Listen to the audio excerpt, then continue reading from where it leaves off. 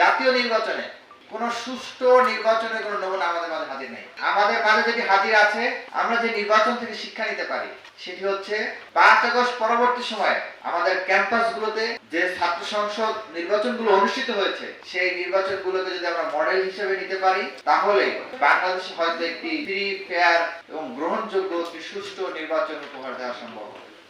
বর্তমানে নির্বাচন কমিশন রয়েছে, তাদের উচিত ডাকসু নির্বাচনে যারা কমিশনার ছিলেন তাদের কাছ থেকে শিক্ষা নেওয়া। তাদের কাছ থেকে শিক্ষা নিন, তাদের সাথে বসুন পর্যায়ক্রমে। ডাকসু পরবর্তী সময় যতগুলো নির্বাচন হয়েছে, সেটা হতে পারে জাহাঙ্গীরনগর বিশ্ববিদ্যালয়, হতে পারে রাজশাহী বিশ্ববিদ্যালয়, চট্টগ্রাম বিশ্ববিদ্যালয়, জগন্নাথ বিশ্ববিদ্যালয়, প্রত্যেকটা বিশ্ববিদ্যালয়ের নির্বাচন কমিশনাররাই ডাকসু নির্বাচন কমিশনের সাথে আলাপ করেছেন এবং পরামর্শ নিয়েছেন, বুদ্ধি নিয়েছেন। ঢাকা বিশ্ববিদ্যালয়ের প্রত্যেকটা জায়গায় এই ধরনের একটা নির্বাচন সুষ্ঠু হবে এবং কোনো মারামারি হবে না, কাটাকাটি হবে না, একটা সিঙ্গেল দুর্ঘটনা ঘটবে না, এমনকি একটা ধস্তাধস্তির ঘটনাও ঘটবে না।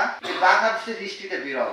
বাংলাদেশে যতগুলো ডাকসু নির্বাচন হয়েছে, এমন কোনো নির্বাচন নাই যে নির্বাচনে মারামারি, হানাহানি ঘটনা ঘটে নাই। শুধুমাত্র ডাকসুই একটা মডেল উপস্থাপন করতে সক্ষম হয়েছে যেখানে কোনো ধরনের ধস্তাধস্তি, হানাহানি, মারামারি এই ধরনের কোনো ঘটনা ঘটে নাই।